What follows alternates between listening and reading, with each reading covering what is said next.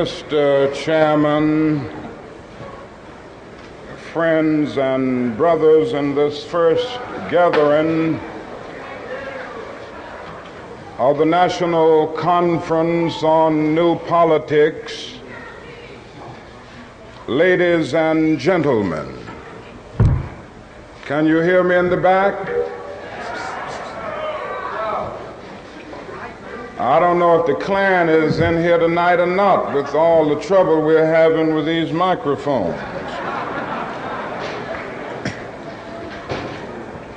And seldom, if ever,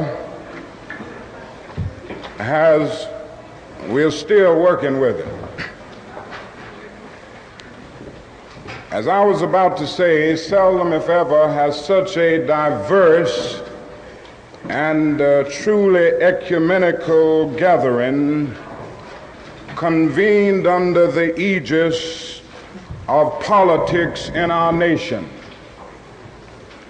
And I want to commend the leadership of the National Conference on New Politics for all of the great work that they have done in making this significant convention possible. Indeed, by our very nature, we affirm that something new is taking place on the American political horizon. We have come here from the dusty plantations of the Deep South and the depressing ghettos of the North.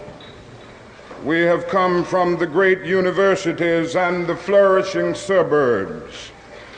We have come from Appalachian poverty and from conscience-stricken wealth. But we have come. And we have come here because we shared a common concern for the moral health of our nation. We have come because our eyes have seen through the superficial glory and glitter of our society and observed the coming of judgment. Like the prophet of old, we have read the handwriting on the wall. We have seen our nation weighed in the balance of history and found wanting.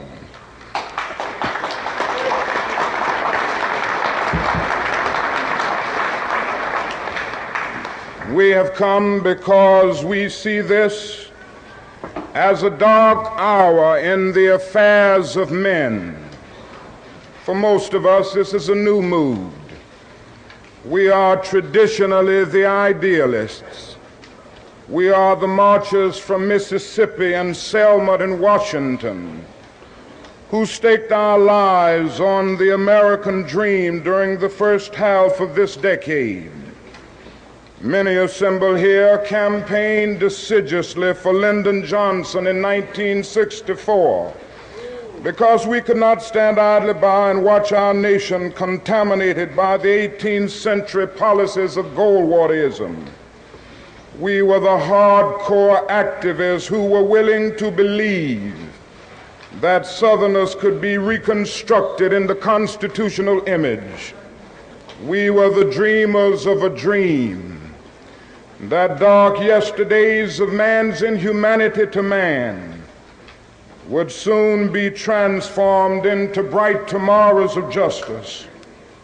Now it is hard to escape the disillusionment of betrayal. Our hopes have been blasted and our dreams have been shattered. The promise of a great society was shipwrecked off the coast of Asia on the dreadful peninsula of Vietnam. The poor black and white,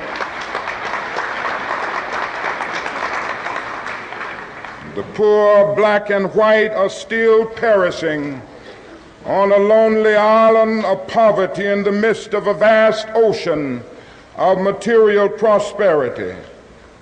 What happens to a dream deferred? It leads to bewildering frustration and corroding bitterness. I came to see this in a personal experience here in Chicago last summer. And all the speaking that I have done in the United States before varied audiences, including some hostile whites, the only time that I have ever been booed was one night in our regular weekly mass meeting by some angry young men of our movement. I went home that night with an ugly feeling. Selfishly, I thought of my sufferings and sacrifices over the last 12 years. Why would they boo one so close to them? But as I lay awake thinking, I finally came to myself, and I could not for the life of me have less than patience and understanding for those young men. For 12 years, I and others like me had held out radiant promises of progress. I had preached to them about my dream. I had lectured to them about the not too distant day when they would have freedom, all here now. Amen. I had urged them to have faith in America and in white society. Their hopes had soared. They were now booing me because they felt that we were unable to deliver on our promises. They were booing because we had urged them to have faith in people who had too often proved to be unfaithful.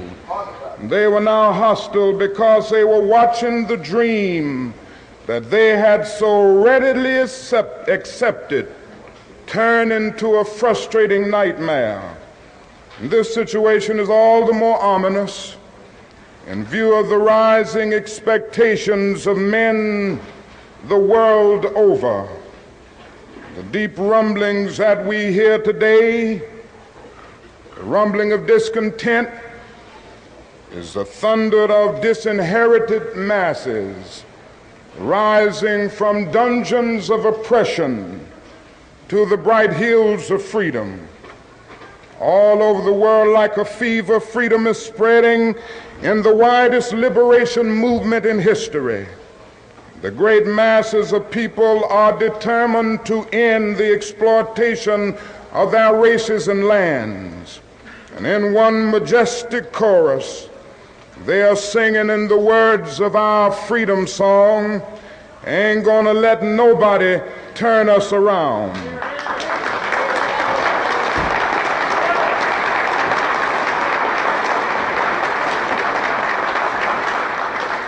And so the collision course is set. The people cry for freedom, and the Congress attempts to legislate repression. Millions, yes, billions, are appropriated for mass murder, but the most meager pittance of foreign aid for international development is crushed in the surge of reaction. Unemployment rages at a major depression level in the black ghettos, but the bipartisan response is an anti-riot bill rather than a serious poverty program.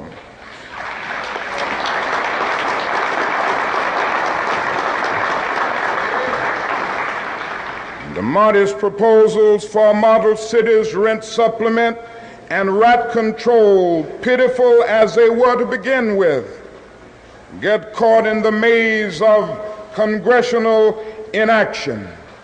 And I submit to you tonight that a Congress that proves to be more anti-Negro than anti-rat needs to be dismissed.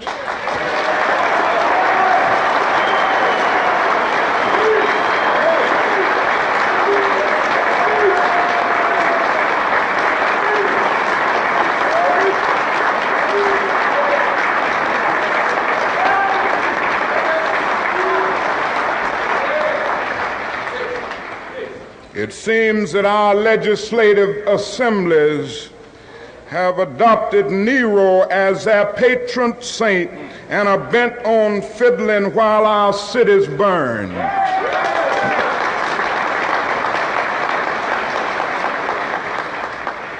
Even when the people persist and in the face of great obstacles develop indigenous leadership and self-help approaches to their problems, and finally tread the forest of bureaucracy to obtain existing government funds. The corrupt political order seeks to crush even this beginning of hope. The case of CDGM in Mississippi is the most publicized example, but it is a story repeated many times across our nation. Our own experience here in Chicago is especially painful at present. After an enthusiastic approval by HEW's Department of Adult Education, SCLC began an adult literacy project to aid 1,000 young men and women who have been pushed out of overcrowded ghetto schools in obtaining basically literacy skills prerequisite to receiving jobs. We had an agreement with A&P stores for 750 jobs through SCLC's job program, Operation Breadbasket, and had recruited over 500 pupils the first week. At that point, Congressman Kuczynski and the Daily Machine intervened and demanded that Washington cut off our funds or channel them through the machine-controlled poverty program in Chicago. Now we have no problem with administrative supervision, but we do have a desire to be independent of machine control and the Democratic Party patronage network. For this desire for a politically independent approach to the needs of our brothers, our funds are being stopped as of September 15th, and a very meaningful program discontinued. Yes, the hour is dark. Evil comes forth in the guise of good. It is a time of double talk when men in high places have a high blood pressure of deceptive rhetoric and an anemia of concrete performance.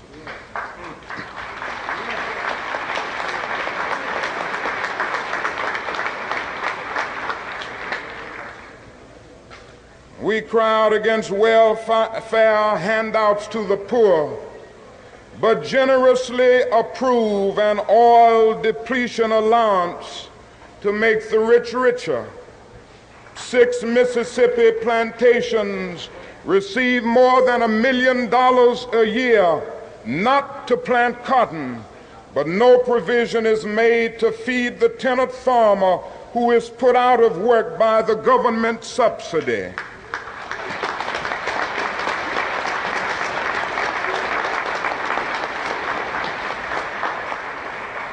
The crowning achievement in hypocrisy must go to those staunch Republicans and Democrats of the Midwest and West who were given land by our government when they came here as immigrants from Europe. They were given education through the land-grant colleges. They were provided with agricultural agents to keep them abreast of farming trends. They were granted low-interest loans to aid in the mechanization of their farms. And now that they have succeeded in becoming successful, they are paid not to farm. And these are the same people who now say to black people whose ancestors were brought to this country in chains and who were emancipated in 1863 without being given land to cultivate or bread to eat, that they must pull themselves up by their own bootstraps. What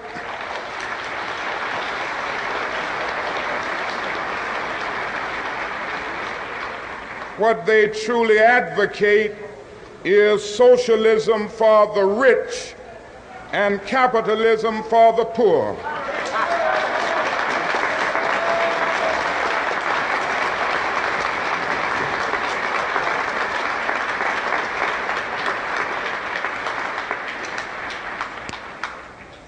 I wish that I could say that this is just a passing phase in the cycle of our nation's life. Certainly times of war, times of reaction throughout the society. But I suspect that we are now experiencing the coming to the surface of a triple-pronged sickness that has been lurking within our body politic from its very beginning. That is the sickness of racism, excessive materialism, and militarism. Not only is this our nation's dilemma, it is the plague of Western civilization. As early as 1906, W.E.B. Du Bois prophesied that the problem of the 20th century will be the problem of the color line. Now, as we stand 2/3 into this crucial period of history, we know full well that racism is still that hound of hell which dogs the tracks of our civilization. Ever since the birth of our nation, white America has had a schizophrenic personality on the question of race. She has been torn between selves, a self in which she proudly professed the great principles of democracy, and a self in which she madly practiced the antithesis of democracy. This tragic duality has produced a strange indecisiveness and ambivalence toward the Negro, causing America to take a step backward simultaneously with every step forward on the question of racial justice. To be at once attracted to the Negro and repelled by him, to love and to hate him. And there has never been a solid, unified, and determined thrust to make justice a reality for Afro-Americans. The step backward has a new name today. It is called the white backlash. But the white backlash is nothing new. It is the surfacing of old prejudices, hostilities, and ambivalences that have always been there. It was caused neither by the cry of black power, nor by the unfortunate recent wave of riots in our cities. The white backlash of today is rooted in the same problem that has characterized America ever since the black man landed in chains on the shores of this nation.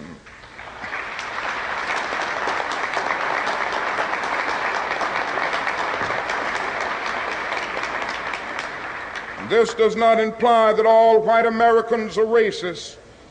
Far from it. Many white people have, through a deep moral compulsion, fought long and hard for racial justice. Nor does it mean that America has made no progress in her attempt to cure the body politic of the disease of racism, or that the dogma of racism has not been considerably modified in recent years. However, for the good of America, it is necessary to refute the idea that the dominant ideology in our country, even today, is freedom and equality, while racism is just an occasional departure from the norm on the part of a few bigoted extremists. Racism can well be that corrosive evil that will bring down the curtain on Western civilization. Arnold Toynbee has said that some 26 civilizations have risen upon the face of the earth. Almost all of them have descended into the junk heaps of destruction. The decline and fall of these civilizations, according to Toynbee, was not caused by external invasions, but by internal decay. They failed to respond creatively to the challenges impinging upon them. If America does not respond creatively to the challenge to banish racism, some future historian will have to say that a great civilization died because it lacked the soul and commitment to make justice a reality for all men.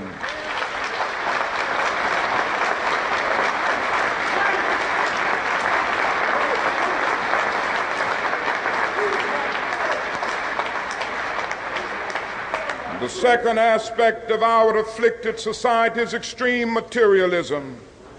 An Asian writer has portrayed our dilemma in candid terms. He says, "You call your 1,000 material devices labor-saving machinery, yet you are forever busy. With the multiplying of your machinery, you grow increasingly fatigued, anxious, nervous, dissatisfied. Whatever you have, you want more. And wherever you are, you want to go somewhere else. Your devices are neither time-saving nor soul-saving machinery. There are so many sharp spurs which urge you on to invent more machinery and to do more business. This tells us something about our civilization that cannot be cast aside as a prejudiced charge by an Eastern thinker who is jealous of Western prosperity. We cannot escape the indictment. This does not mean that we must turn back the clock of scientific progress. No one can overlook the wonders that science has wrought for our lives. The automobile will not abdicate in favor of the horse and buggy, or the train in favor of the stagecoach, or the tractor in favor of the hand plow, or the scientific method in favor of ignorance and superstition. But our moral lag must be redeemed. When scientific power outruns moral power, we end up with guided missiles and misguided men.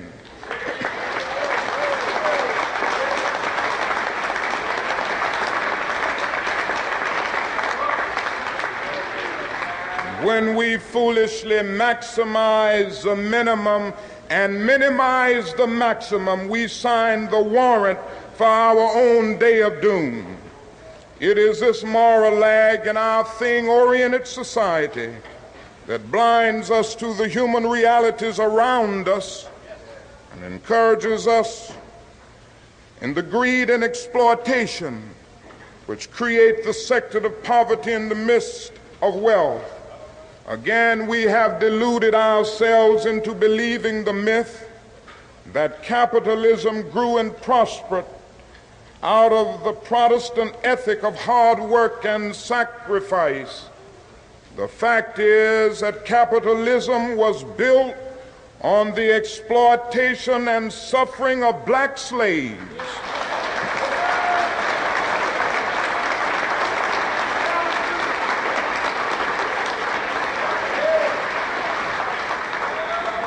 And continues to thrive on the exploitation of the poor, both black and white, both here and abroad.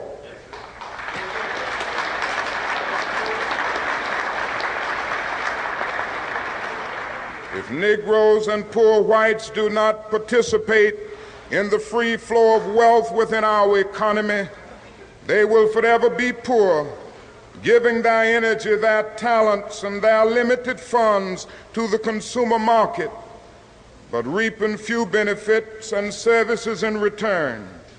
The way to end poverty is to end the exploitation of the poor, ensure them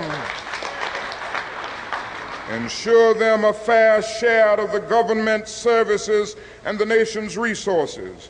I proposed recently that a national agency be established to provide employment for everyone needing it. Nothing is more socially inexcusable than unemployment in this age. In the 30s, when the nation was bankrupt, it instituted such an agency, the WPA. In the present conditions of a nation glutted with resources, it is barbarous to condemn people desiring work to soul-sapping inactivity and poverty. And I am convinced that even this one massive act of concern would do more than all the state police and armies of the nation to quell riots and still hatreds. And the tragedy is that our materialistic culture does not possess the statesmanship necessary to do it. Victor Hugo could have been thinking of 20th century America when he wrote, "There's always more misery among the lower classes than there is humanity in the higher classes."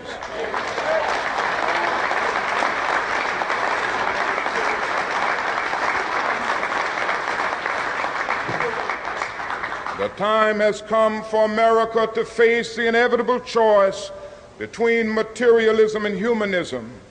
We must devote at least as much to our children's education and the health of the poor as we do to the care of our automobiles and the building of beautiful, impressive hotels.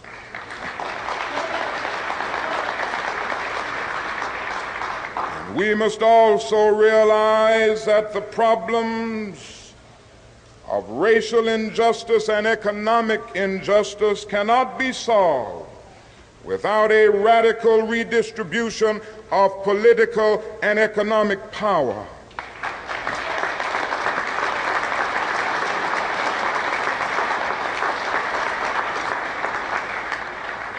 We must further recognize that the ghetto is a domestic colony. Black people must develop programs that will aid in the transfer of power and wealth into the hands of residents of the ghetto so that they may in reality control their own destinies.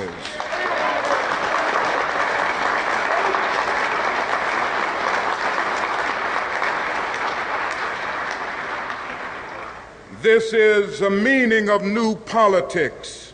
People of goodwill in the larger community must support the black man in this effort. The final phase of our national sickness is the disease of militarism. Nothing more clearly demonstrates our nation's abuse of military power than our tragic adventure in Vietnam.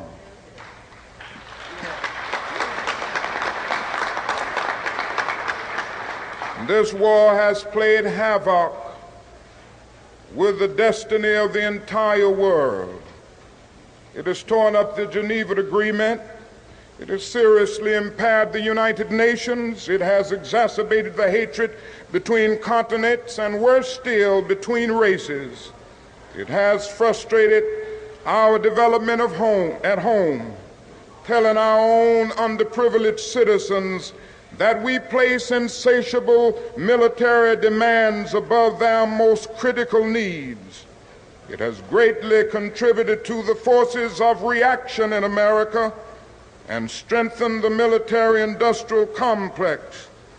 And it has practically destroyed Vietnam and left thousands of American and Vietnamese youth maimed and mutilated, and expose the whole world to the risk of nuclear warfare.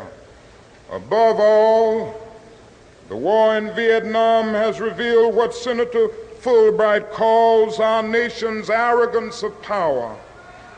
We are arrogant in professing to be concerned about the freedom of foreign nations while not setting our own house in order.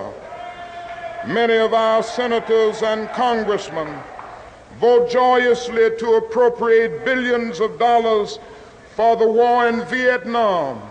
And many of these same senators and congressmen vote loudly against a fair housing bill to make it possible for a Negro veteran of Vietnam to purchase a decent home.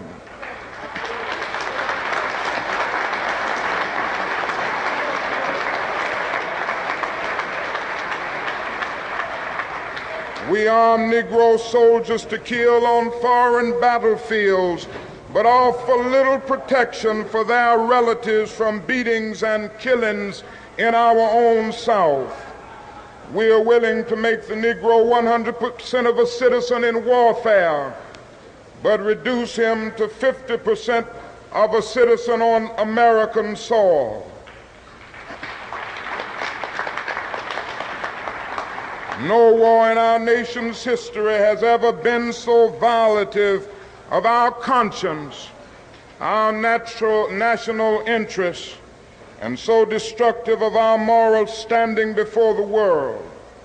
No enemy has ever been able to cause such damage to us as we inflict upon ourselves. The inexorable decay of our urban centers has flared into terrifying domestic conflict as the pursuit of foreign war absorbs our wealth and energy. Squalor and poverty scar our cities as our military might destroys cities in a far-off land to support oligarchy to intervene in domestic conflict. The president who cherishes consensus for peace has intensified the war. In answer to a cry to stop the war, it has brought tauntingly to 1 minute's flying time from China, to a moment before the midnight of world conflagration. We are offered a tax for war instead of a plan for peace. Men of reason should no longer debate the merits of war or means of financing war. They should end the war and restore sanity and humanity to American policy.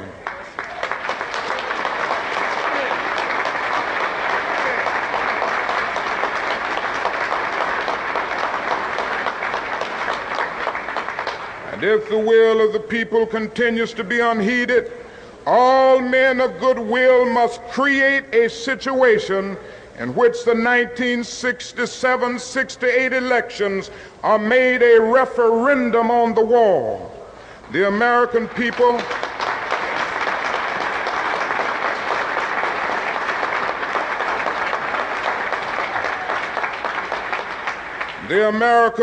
must have an opportunity to vote into oblivion those who cannot detach themselves from militarism, and those who lead us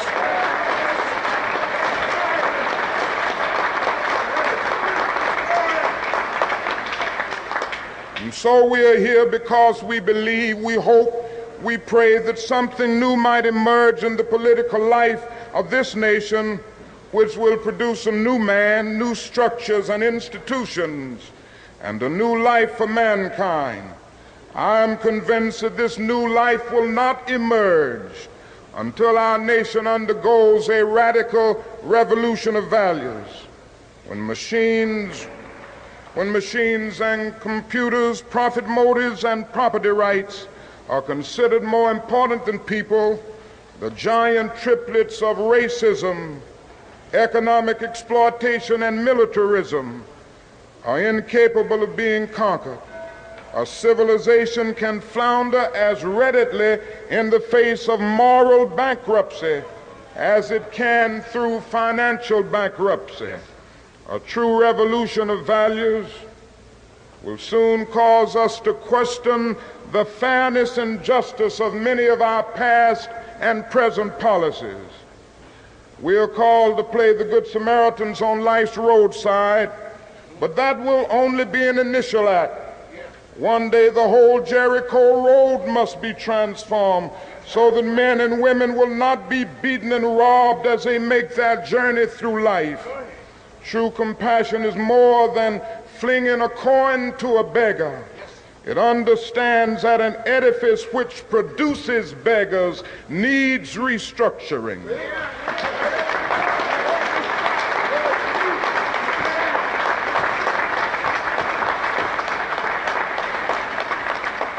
A true revolution of values will soon look uneasily on the glaring contrast of poverty and wealth. With righteous indignation, it will look at thousands of working people displaced from their jobs with reduced income as a result of automation, while the profits of the employers remain intact, and say this is not just. It will look across the oceans and see individual capitalists of the West investing huge sums of money in Asia and Africa, only to take the profits out with no concern for the social betterment of the countries and say this is not just. It will look at our alliance with the landed gentry of Latin America and say this is not just. A true revolution of values will lay hands on the world order and say of war, this way of settling differences is not just. This business of burning human beings with napalm, of filling our nation's homes with orphans and widows, of injecting poisonous drugs of hate into the veins of peoples normally humane, of sending men home from dark and bloody battlefields physically handicapped and psychologically deranged, cannot be reconciled with wisdom, justice, and love. A nation that continues year after year to spend more money on military defense than on programs of social uplift is approaching spiritual death.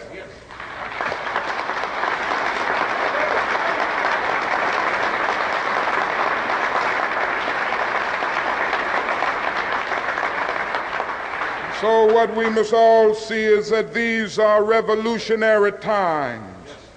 All over the globe, men are revolting against old systems of exploitation, and out of the wounds of a frail world, new systems of justice and equality are being born. The shirtless and barefoot people of the earth are rising up as never before.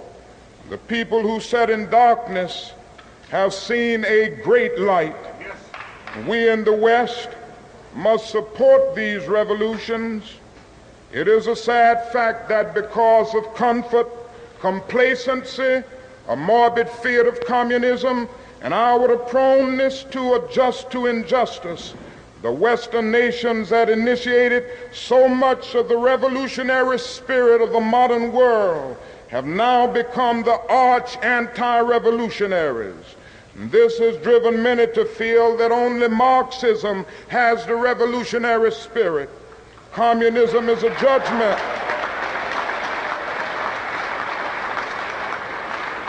And in a sense, communism is a judgment of our failure to make democracy real and to follow through on the revolutions that we initiated. Our only hope today lies in our ability to recapture the revolutionary spirit and go out into a sometimes hostile world, declaring eternal opposition to poverty, racism, and militarism. With this powerful commitment, we shall boldly challenge the status quo and unjust mores, and thereby speed the day when every valley shall be exalted, and every mountain and hill shall be made low, and the crooked places shall be made straight, and the rough places plain. May I say in conclusion that that is a need now more than ever before for men and women in our nation to be creatively maladjusted. As Mr. Davis said,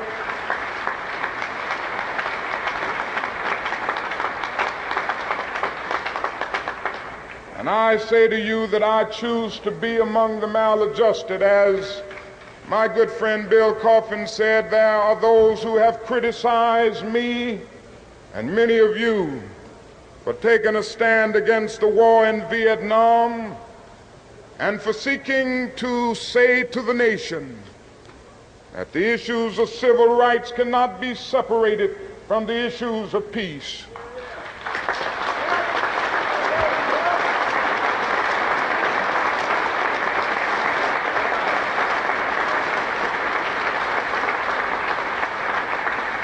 I want to say to you tonight that I intend to keep these issues mixed because they are mixed.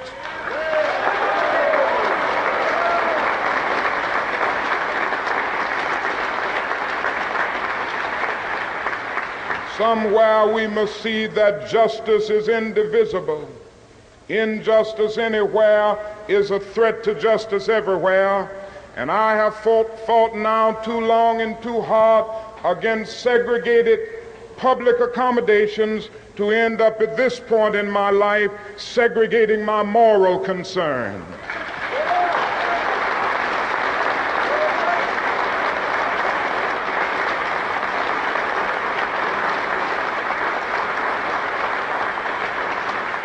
So let us stand in this convention knowing that on some positions, cowardice asks the question, is it safe?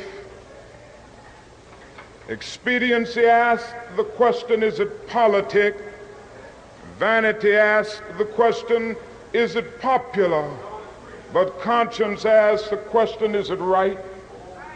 And on some positions,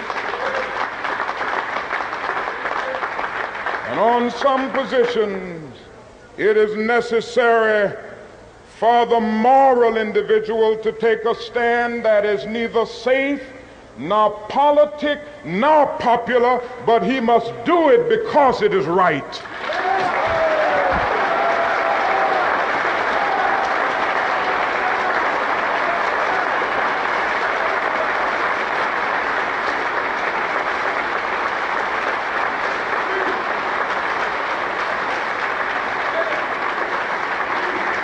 And we say to our nation tonight, we say to our government, we even say to our FBI, we will not be harassed. We will not make a butchery of our conscience. We will not be intimidated, and we will be heard.